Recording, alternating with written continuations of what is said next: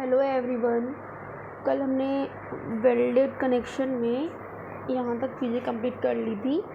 Maximum size of weld और effective length of weld is equal to actual length of weld minus twice का size of weld. तो कल हमने यहाँ तक देख लिया था और आज हम अब यहाँ से शुरू करते हैं। So now let's continue. यहाँ पे क्या कह रहा है कि effective cross section area of weld. Okay, effective की बात कर रहा है तो हम जो लेंथ लेंगे वो भी इफेक्टिव लेंथ लेंगे। ओके, और ये कौन सा एरिया है? ये वो एरिया है जिस पर शेयर ट्रांसफ़र होता है, ठीक है ना। वो ये इफेक्टिव एरिया। तो इफेक्टिव एरिया कैसे निकालते हैं हम कि L effective into thickness of thicker plate. Okay, तो यहाँ से हमारा effective cross section area of weld निकल आता है। उसके बाद एक दूसरा है कि लोड कैरिंग कैपेसिटी और शियर स्ट्रेंथ ऑफ वेल्ड। ये क्या होता है? P is equal to F S into L effective into T into T. Okay, F S क्या है हमारा? ये क्या है? जो फ्लैट वेल्ड हमारा होता है वो किसके लिए होता है? मतलब वो क्या बियर करता है? वो शेयर को गवर्न करता है, ठीक है। इसलिए हम यहाँ पे शेयरिंग स्ट्रेंथ लेंगे ऑफ फ्लैट वेल्ड की, और into L effective into T. Okay, ये हमारा यहाँ पे हो गया। उसके बाद एक आता है कि स्लॉट वेल्डिंग। अब स्लॉट वेल्डिंग क्या होता है कि slot welding if overlap length is limited then the slot welding is done by making slots in the connecting plates. क्या बोल रहा है कि अगर हमारे पास लिमिटेड लेंथ है और हमको वेल्डिंग करना है और हमको मतलब कि स्ट्रेंथ भी अच्छी खासी चाहिए, तो हम क्या करेंगे? लेंथ कम है, अगर यहाँ तक कर देते हैं तो इतनी स्ट्रेंथ नहीं आएगी। इसमें क्या करते हैं कि हम स्लॉट बना देते हैं इस तरह से, ऐसे। ओके, और यहाँ सब पे हम वेल्ड कर देते हैं, हमको लेंथ भी ज़्यादा मिल जाती है इसकी वजह से, ठीक है। तो और जो लेंथ दे रखी है उसमें भी हमको कोई कमी नहीं होती है। तो ये इसको हम बोल देते हैं slot welding. Slot welding if overlap length is limited होती है। यहाँ पे जब ओवरलैप लेंथ लिमिटेड हो तब स्लॉट वेल्डिंग कर देते हैं बाई मेकिंग स्लॉट्स। ये स्लॉट्स हमारे हो गए। ओके, तो वेल्डिंग हमारा यहाँ पे कंप्लीट होता है और अब इसके बाद हम शुरू करेंगे नेक्स्ट चैप्टर, जो कि हमारा है टेंशन मेंबर। ओके, अब अगर वेल्डिंग में कुछ छूट रहा हो तो आप प्लीज़ मुझे बता दीजिएगा, ठीक है। वैसे मैंने चीज़ें कवर कर दिया है। टेंशन मेंबर में क्या होता है कि अब सबसे पहले क्या होता है, क्वेश्चन हमारा होता है कि टेंशन मेंबर क्या होता है, ठीक।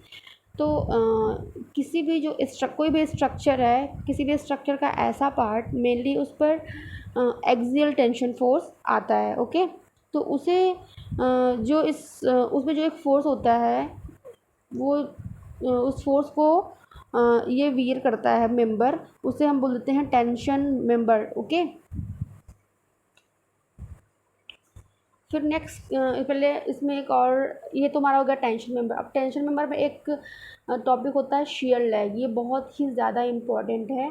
अब इसको पहले हम रीड कर लेते हैं। क्या है shear lag? Non uniform straining of member due to tension. And ये कह रहा है कि इसमें जो स्ट्रेनिंग हो रही है वो यूनिफॉर्म नहीं हो रही है। इसका क्या मतलब है? Due to tension. इसको मैं आपको बताती हूँ, ठीक है। मान लीजिए ये हमारा गसेट प्लेट है। ओके, और इसमें एक हमने एंगल लगा दिया है ऐसे, यहाँ से फोर्स आ रहा है। तो जो इस गसेट प्लेट से अटैच है उसमें तो स्ट्रेन जो है यूनिफॉर्मली डिस्ट्रीब्यूट होगा, बट जो ये आउटस्टैंडिंग लेग है यहाँ पर स्ट्रेन का डिस्ट्रीब्यूशन यूनिफॉर्मली नहीं रहेगा। तो इसे ही हम बोल देते हैं shear lag effect. I hope आपको अच्छे से ये समझ में आ गया होगा, ठीक है। तो वही बोल रहा है कि non uniform straining of members due to tension decrease efficiency of a tension member component that is not directly connected to gusset plate, ठीक है। तो ये इसकी एफिशिएंसी को कम कर देता है जो कि कनेक्ट नहीं है इस गसेट प्लेट से, ठीक है। अभी आगे हम ये भी बताएंगे कि शियर लैग को कैसे काउंटरैक्ट करते हैं, ठीक है। ये हमारा हो गया शियर लैग। उसके बाद क्या आता है कि a tension member component that is not directly connected to gusset plate, ये तो मैंने बोल दिया। नेक्स्ट क्या है कि the effect of shear lag exist at connection only, जो शियर लैग का इफेक्ट होता है वो केवल वहीं पे होता है जो गसेट प्लेट से कनेक्ट हो, ठीक है, ये हो गया। उसके बाद है लग एंगल। लग एंगल क्या होता है हमारा कि for uniform straining we have provide lug angle with gusset plate, small piece of angle used to connect outstand leg of gusset plate। Okay, अब ये क्या कह रहा है कि लग एंगल क्या होता है कि फॉर यूनिफॉर्म स्ट्रेनिंग के लिए इसको हम प्रोवाइड करते हैं विद गसेट प्लेट। जैसे कि हमारा गसेट प्लेट हो गया, ये हमारा एंगल था, ये आउटस्टैंडिंग लेग था जिसमें कि यूनिफॉर्म स्ट्रेनिंग नहीं हो रही है, तो इसमें भी प्रॉपर यूनिफॉर्म स्ट्रेनिंग हो, इसलिए हम गसेट प्लेट से एक लग एंगल इसमें अटैच कर देते हैं। तो ये इससे ज्वाइंट हो गया, तो इसके थ्रू इसमें भी हमारा यूनिफॉर्म स्ट्रेनिंग होने लगेगा। तो सबसे बड़ा फैक्ट हमारा क्या होता है कि जो हमारा लग एंगल होता है वो शियर लेग को काउंटरैक्ट करता है, ठीक है, मीन्स कि उस मेंबर में प्रॉपर स्ट्रेन का डिस्ट्रीब्यूशन करवाता है। Okay, that's a point. Okay, please keep in mind. Next क्या है हमारा कि types of failure in tension member.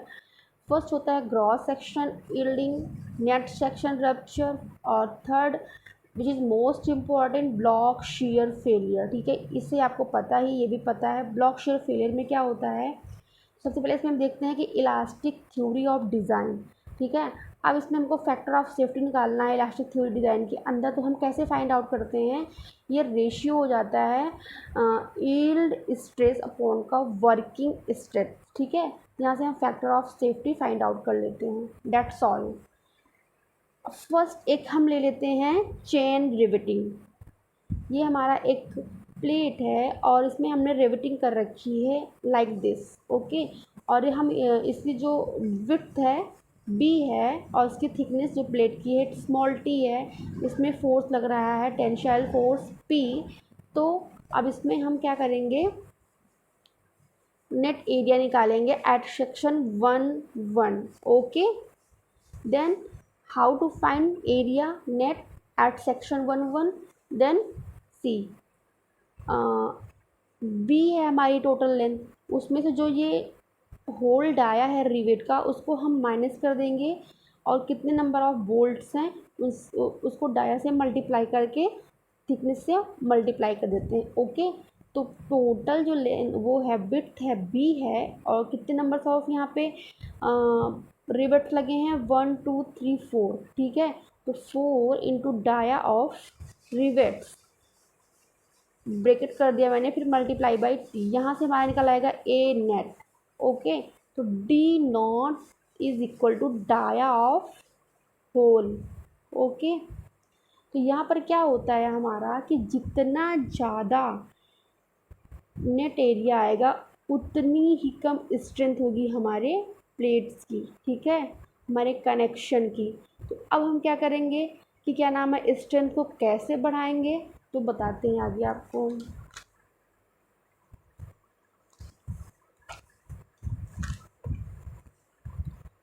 अब यहाँ पर देखिए ये हमारा एक प्लेट हो गया, ठीक है, और इसमें रिवेट हमने ऐसे प्रोवाइड कर रखा, एक यहाँ पे है, एक यहाँ, एक यहाँ, ओके।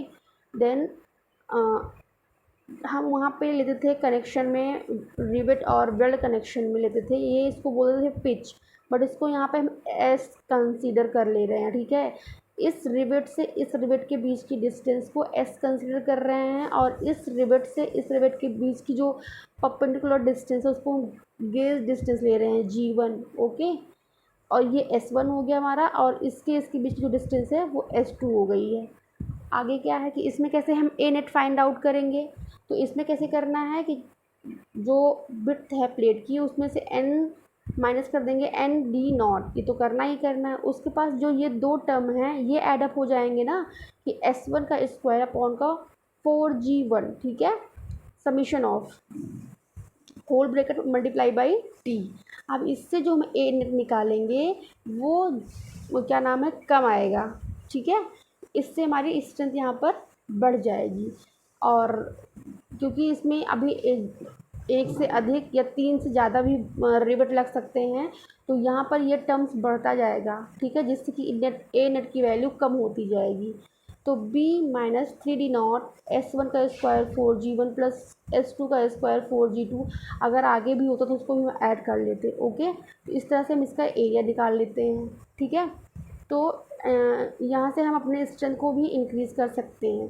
अब इसमें कुछ हमारे क्रिटिकल सेक्शंस होते हैं, जैसे कि फर्स्ट के लिए निकालेंगे हम, तो दूसरी पेन लेती हूँ मैं, 1 मिनट। जैसे मैंने फर्स्ट के लिए निकाला तो ये हमारा हो गया क्रिटिकल सेक्शन, इसका ये हो गया, ठीक है। सेकंड के लिए निकाला मैंने तो ये ऐसे आया, ऐसे ऐसे हो गया, ठीक है। लेकिन अब हमको सारे बोल्ट्स को कंसीडर करना है, तब हम कैसे करेंगे? तो फर्स्ट से आया, ठीक है, यहाँ पे गया, ऐसे आया, ऐसे ऐसे ऐसे। तो इसमें 3 टाइप के क्रिटिकल सेक्शंस हो सकते हैं हमारे, ठीक है।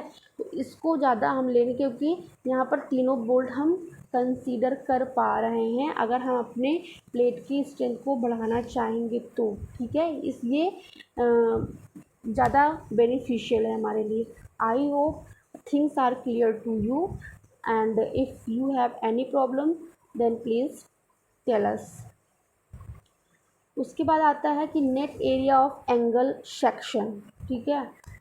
इसमें क्या है देखते हैं। For single angle section A net A1 plus K A2, K1 क्या यहाँ पर की क्या होता है, एक कांस्टेंट होता है जिसकी वैल्यू हम फाइंड आउट करते हैं A1 अपॉन का 3A1 प्लस A2। यहाँ पर फिगर क्या रहेगा, ये हमारी गसेट प्लेट हो जाएगी और यहाँ पे हमारा एंगल हो जाएगा ऐसे, ठीक है। तो ये कनेक्टेड लेग का एरिया A1 है और आउटस्टैंडिंग लेग का एरिया A2 है। नेक्स्ट क्या बोल रहा है कि फॉर डबल एंगल सेक्शन, अगर डबल एंगल सेक्शन है तो इसमें क्या होगा, on same side of gusset plate and tack rivet. अब इसी को हम आगे बढ़ा देते हैं, इतना कर देंगे गसेट प्लेट, और इसमें हम एक एंगल और लगा देंगे और इसको हम टैक रिवेट से कनेक्ट कर देंगे, क्योंकि ये तो यहाँ पे गसेट प्लेट से कनेक्ट है, बट यहाँ पर किससे कनेक्ट करेंगे, टैक रिवेट से। टैक रिवेट क्या होता है कि 2 एलिमेंट्स को आपस में जोड़ता है, ना कि वो स्ट्रेंथ प्रोवाइड करता है, ठीक है। तो ये केस यहाँ पे फुलफिल कर रहा है कि on same side of gusset plate and tack riveted. तो इसमें क्या हो जाएगा, ए नेट यहाँ पे हो जाएगा A1 प्लस के A2, और के कॉन्स्टेंट है जो हम फाइंड आउट करेंगे कैसे, 5A1 अपॉन का 5A1 प्लस A2। तो ये भी आपको क्लियर हो गया होगा। फिर आता है नेक्स्ट कि on same side of gusset plate and not tack riveted. अगर हम ये गसेट प्लेट है और दोनों साइड का जो एंगल है इसको हम टैक रिवेट से जॉइंट नहीं किए हैं, यहाँ पर ये टैक रिवेट यहाँ पर समझो रिमूव कर दिया मैंने, ये नहीं है, ओके। और ये गसेट प्लेट में दोनों एक साइड पे ही कनेक्टेड हैं, तब क्या होगा हमारा ए नेट की वैल्यू, तो यहाँ हो जाएगा ट्वाइस ऑफ नेट एरिया, ठीक है। जो भी हम नेट एरिया निकालेंगे उसको हम 2 से मल्टीप्लाई कर देंगे, तो हमारी वहाँ से आ जाएगी ए नेट की वैल्यू, ओके। ये भी आपको समझ में आ गया होगा अच्छे से। नेक्स्ट क्या है हमारा, on opposite side of gusset plate and tack riveted। Opposite side मतलब ये हमारा गसेट प्लेट है और एक इधर मैंने लगा दिया है, एक मैंने इधर लगा दिया है, ऐसे बोल रहा है। On opposite side of gusset plate and tack rivet, ऐसे टैग से रिवेट कर दिया, ठीक है, उसको कनेक्ट कर दिया है। तो ए नेट कैसे फाइंड आउट करेंगे हम, तो ए ग्रॉस एरिया निकाल करके उसमें से एरिया ऑफ होल को माइनस कर देंगे, किसके एरिया ऑफ होल को, जो हमारा टैग रिवेट लगाया गया है उससे, ठीक है। अब तो ये हमारी हो गई ए नेट की बात। और दूसरी बात ये है, अगर आपको वीडियो समझ में आ रहा है, लेक्चर समझ में आ रहे हैं, तो प्लीज़ उसको शेयर करिए अपने फ्रेंड्स के साथ, ठीक है, जिससे कि मुझे मोटिवेशन मिल सके और मैं और आपको अच्छा से अच्छा कंटेंट प्रोवाइड कर सकूं, ओके। तो नेक्स्ट क्या है हमारा कि अब आता है maximum slenderness ratio. Maximum slenderness ratio ये सब चीज़ें मैंने आपको सॉम में कॉलम के चैप्टर में अच्छे से बता रखा है, बट फिर भी ये आपका यहाँ पर रिवीजन हो रहा है एज अ रिवीजन। ओके, तो लैम्डा से डिनोट करते हैं हम मैक्सिमम स्लेंडरनेस रेशियो को। ये क्या होता है, ये एक रेशियो होता है L effective, effective length upon R minimum. R minimum क्या होता है कि रेडियस ऑफ जायरेशन। अगर हमको कोई भी वैल्यू नहीं दे रखी है और हमको आर मिनिमम की वैल्यू नहीं दे रखी है, तब हम कैसे फाइंड आउट करेंगे। R minimum is equal to क्या होता है, under root I by A, moment of inertia upon का क्रॉस सेक्शनल एरिया। यहाँ से हम निकाल लेंगे आर मिनिमम। ओके, तो ये हमारा हो जाता है लैम्डा। तो बहुत सारे रिकमेंडेशंस हैं, देखते हैं क्या क्या हैं मैक्सिमम स्लेंडरनेस रेशियो के लिए। जैसे हमारा कॉम्प्रेशन मेंबर है, फॉर कॉम्प्रेशन मेंबर लैम्डा की वैल्यू हो जाएगी हमारी यहाँ पर 180। फॉर टेंशन मेंबर के लिए हो जाएगी लैम्डा की value 400। And for tension member subjected to reversal due to live load 180। Okay, आपने इसको पढ़ रखा है, बस जस्ट एज अ रिवीजन मैं चीज़ों को आपको बता रही हूँ, बहुत ही डीप में नहीं जा रही हूँ, बस ये रिवीजन हो रहा है हमारा। फिर हम नेक्स्ट क्या है कि फॉर कॉम्प्रेशन मेंबर के केस में सब्जेक्टेड टू विंड और सेस्मिक लोड, कभी कभी अर्थक्वेक भी बोल देता है, तब वहाँ पर हम क्या करते हैं, कंसीडर लैम्डा की वैल्यू 250। ठीक है, next and last is for tension member reversal of wind and seismic load is 350। Okay, ये हमारी कुछ इम्पोर्टेंट वैल्यूज़ थी जिन्हें आपको अच्छे से याद रखना है हमेशा के लिए, क्योंकि यहाँ से क्वेश्चन एक ना एक क्वेश्चन ज़रूर ही पूछते हैं एग्ज़ाम में। ठीक है, तो आई होप लेक्चर आपको काफ़ी पसंद आया होगा। अगर पसंद आया है तो प्लीज़ अपना आप रिव्यू दे सकते हैं। ओके, एंड कल अब हम शुरू करेंगे अपना नेक्स्ट चैप्टर जो कि हमारा होगा कॉम्प्रेशन मेंबर, और फिर उसके बाद एक या दो चैप्टर्स और होंगे, उसके बाद हम एक नया सब्जेक्ट लेंगे रिवीजन के लिए। Okay, and thank you so much for watching this video and please share more and more. Hello everyone, कल हमने वेल्डेड कनेक्शन में यहाँ तक चीज़ें कंप्लीट कर ली थी, मैक्सिमम साइज ऑफ वेल्ड और effective length of weld is equal to actual length of weld minus twice का साइज ऑफ वेल्ड। तो कल हमने यहाँ तक देख लिया था और आज हम अब यहाँ से शुरू करते हैं। So now let's continue. यहाँ पे क्या कह रहा है कि effective cross section area of weld. Okay, effective की बात कर रहा है तो हम जो लेंथ लेंगे वो भी इफेक्टिव लेंथ लेंगे। ओके, और ये कौन सा एरिया है, ये वो एरिया है जिस पर शेयर ट्रांसफ़र होता है। ठीक है ना, वो ये इफेक्टिव एरिया। तो इफेक्टिव एरिया कैसे निकालते हैं हम कि L effective into thickness of thicker plate. Okay, तो यहाँ से हमारा effective cross section area of weld निकल आता है।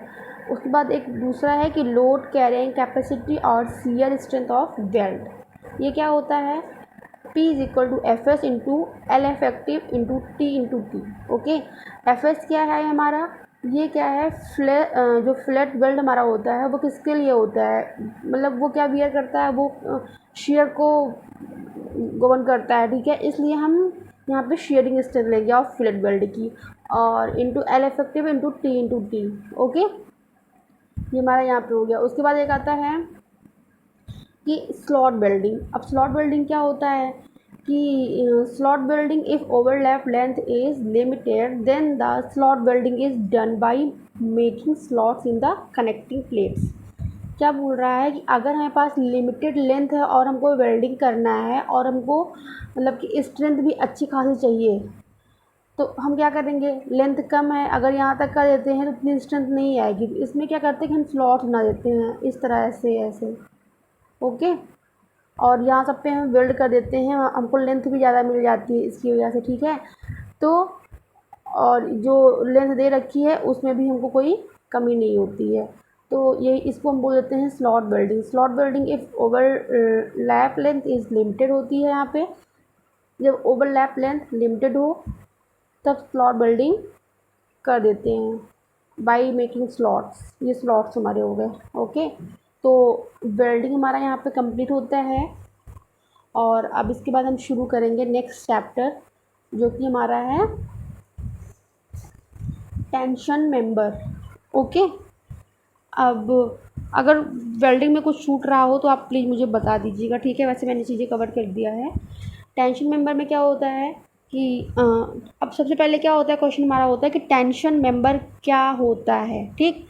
तो किसी भी जो कोई भी स्ट्रक्चर है, किसी भी स्ट्रक्चर का ऐसा पार्ट मेनली उस पर एक्सियल टेंशन फोर्स आता है। ओके, तो उसे जो उसमें जो एक फोर्स होता है वो उस फोर्स को ये वियर करता है मेंबर, उसे हम बोल देते हैं टेंशन मेंबर। ओके,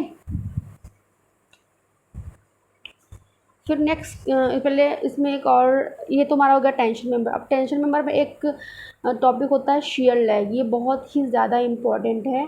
अब इसको पहले हम रीड कर लेते हैं, क्या है shear lag. Non uniform straining of member due to tension and, ये कह रहा है कि इसमें जो स्ट्रेनिंग हो रही है वो यूनिफॉर्म नहीं हो रही है। इसका क्या मतलब है, ड्यू टू टेंशन। इसको मैं आपको बताती हूँ, ठीक है। मान लीजिए ये हमारा गसेट प्लेट है। ओके, और इसमें एक हमने एंगल लगा दिया है ऐसे, यहाँ से फोर्स आ रहा है, तो जो इस गसेट प्लेट से अटैच है उसमें तो स्ट्रेन जो है यूनिफॉर्मली डिस्ट्रीब्यूट होगा। बट जो ये आउटस्टैंडिंग लेग है, यहाँ पर स्ट्रेन का डिस्ट्रीब्यूशन यूनिफॉर्मली नहीं रहेगा, तो इसे ही हम बोल देते हैं shear lag effect. I hope आपको अच्छे से ये समझ में आ गया होगा, ठीक है। तो वही बोल रहा है कि non uniform straining of members due to tension decrease efficiency of a tension member component that is not directly connected to gusset plate, ठीक है। तो ये इसकी एफिशिएंसी को कम कर देता है जो कि कनेक्ट नहीं है इस गसेट प्लेट से, ठीक है। अभी आगे हम ये भी बताएंगे कि शियर लैग को कैसे काउंटरैक्ट करते हैं, ठीक है। ये हमारा हो गया शियर लैग। उसके बाद क्या आता है कि a tension member component that is not directly connected to gusset plate, ये तो मैंने बोल दिया। नेक्स्ट क्या है कि the effect of shear lag exist at connection only. जो शियर लैग का इफेक्ट होता है वो केवल वहीं पे होता है जो गसेट प्लेट से कनेक्ट हो, ठीक है।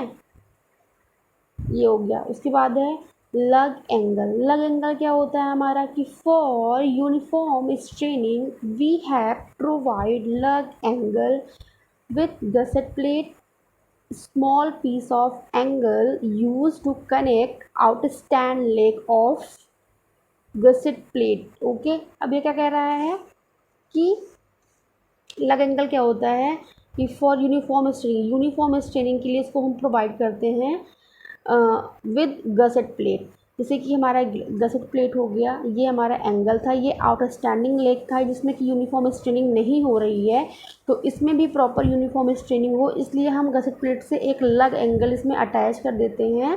तो ये इससे ज्वाइंट हो गया, तो इसके थ्रू इसमें भी हमारा यूनिफॉर्म स्ट्रेनिंग होने लगेगा। तो सबसे बड़ा फैक्ट हमारा क्या होता है कि जो हमारा लग एंगल होता है वो शियर लैग को काउंटरैक्ट करता है, ठीक है। मीन्स कि उस मेंबर में प्रॉपर स्ट्रेन का डिस्ट्रीब्यूशन करवाता है। Okay, that's a point. Okay, please keep in mind. Next क्या है हमारा कि types of failure in tension member. First होता है gross section yielding, net section rupture, और third which is most important block shear failure, ठीक है। इससे आपको पता ही, ये भी पता है ब्लॉक शेयर फेलियर में क्या होता है। सबसे पहले इसमें हम देखते हैं कि इलास्टिक थ्योरी ऑफ डिज़ाइन, ठीक है।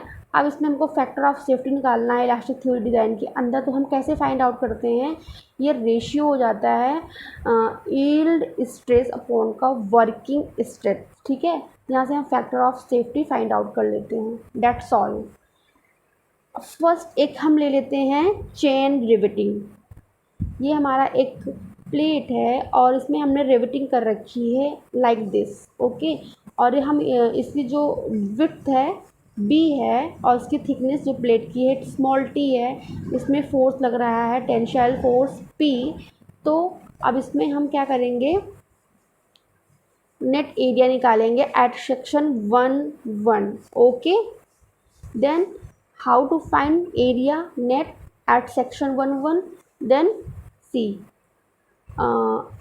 बी है हमारी टोटल लेंथ, उसमें से जो ये होल्ड आया है रिवेट का उसको हम माइनस कर देंगे और कितने नंबर ऑफ बोल्ट्स हैं उसको डाया से मल्टीप्लाई करके थिकनेस से मल्टीप्लाई कर देते हैं। ओके, तो टोटल जो लेंथ वो है विड्थ है बी है और कितने नंबर ऑफ यहाँ पे रिवेट्स लगे हैं 1 2 3 4। ठीक है, तो 4 into dia of rivets, bracket कर दिया मैंने, फिर मल्टीप्लाई बाई टी, यहाँ से हमारा निकल आएगा ए नेट। ओके, तो D naught is equal to dia of hole. Okay, तो यहाँ पर क्या होता है हमारा कि जितना ज़्यादा नेट एरिया आएगा उतनी ही कम स्ट्रेंथ होगी हमारे प्लेट्स की। ठीक है, हमारे कनेक्शन की। तो अब हम क्या करेंगे कि क्या नाम है, स्ट्रेंथ को कैसे बढ़ाएंगे तो बताते हैं आगे आपको।